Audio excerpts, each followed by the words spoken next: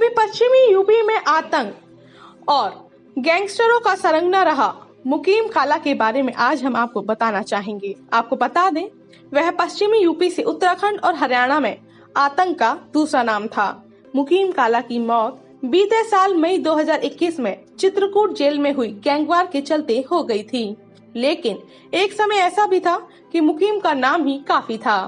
दहशत की दुनिया में उसने अपना साम्राज्य हरियाणा, दिल्ली, एनसीआर, उत्तराखंड और पश्चिमी यूपी में खड़ा कर रखा था।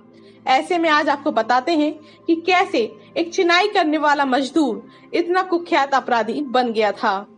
पश्चिमी यूपी के कैराना इलाके से आने वाले मुकीम काला की जिंदगी में गुटों की मारपीट और झगड़े शुरू से ही थे। 15 साल का हुआ तो एक बार पंचायत चुनाव में भी मारपीट के चलते पुलिस मुकीम को उठा ले गई। लेकिन जब बड़ा हुआ तो चिनाई का काम करने लगा।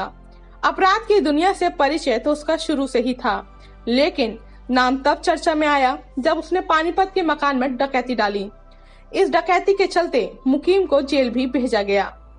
जेल से लौटने के कुछ दिन बाद तो मुकीम बहुत शांत रहा, लेकिन ये शांति ज्यादा दिनों तक नहीं चली और मुकीम ने फिर से घरों में चोरी करना शुरू कर दिया। इसके बाद उसने सहारनपुर के बदमाश मुस्तफा उर्फ कग्गा की गैंग ज्वाइन कर ली। मुकीम की कग्गा से मुलाकात जेल में बंद रहने के दौरान हुई थी।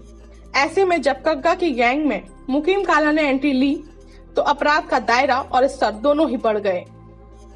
मुकीम काला ने कग्गा के साथ पानीपत, देहरादून और सहारनपुर में खूब आतंक मचाया। लेकिन इसी दौरान 2011 में मुस्तफा को पुलिस एनकाउंटर में ढेर कर दिया गया।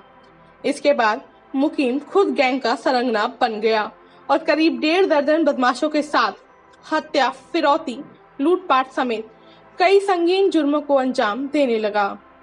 पुलिस ने कई बार उसको पकड़ने की योजना भी बनाई, लेकिन सारी योजनाएं असफल रहीं। मुकीम बहुत ही शातिर था। 20 अक्टूबर 2015 में मुकीम को शाबिर के साथ गिरफ्तार कर लिया गया। कुछ दिन सहारनपुर जेल में रखने के बाद उसे महाराजगंज जिला जेल में शिफ्ट भी किया गया। मुकीम काला को पकड़ना आसान नहीं था, लेकिन गिरफ्तारी से पहले 15 फरवरी 2015 में उसने सहारनपुर में एक ज्वेलरी शोरूम में डकैती डाली थी। इसके बाद उसने ताबड़तोड़ घटना को अंजाम दिया, जिसमें 2 सगे भाइयों और एक पुलिसकर्मी राहुल ढाका की हत्या शामिल थी। लगातार पुलिस की निगरानी और मुखबिरों के चलते एसटीएफ ने अक्टूबर में उसे गिरफ्तार कर लिया। मुकीम काला तो जेल चला गया, लेकिन दोस्तों उसका नेटवर्क अभी भी काम कर रहा था। उसके गुर्गे मुकीम के नाम पर लगातार वसूलियां कर रहे थे। साथ ही कैराना में पलायन की घटनाओं के पीछे भी उसी का हाथ बताया जाता है। महाराजगंज जेल में आपसी गुटबाजी और हमले की आशंका के चलते ही उसे कुछ दिनों बाद चित्रकूट की जेल में भेजा गया था।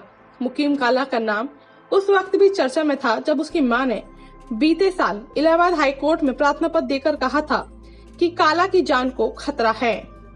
मुकीम काला के अपराध की दास्तां उस पर दर्ज मामले भी बताते हैं। मुकीम काला पर पश्चिमी यूपी, हरियाणा और देहरादून के अलग अलग थानों में करीब 61 मुकदमे दर्ज थे। जी हाँ दोस्तों, खास बात यह थी कि इन 61 मामलों में करीब 30 आपराधिक मुकदमे सहारनपुर के जिले में ही दर्ज थे। इनमें लूट, हत्या, डकैती और रंगदारी जैसे कई संगीन जुर्म शामिल थे। मुकीम काला अपराध की दुनिया का एक बड़ा नाम बन गया था। दोस्तों, मुकीम काला के बारे में आपकी क्या राय है, हमें जरूर बताएं।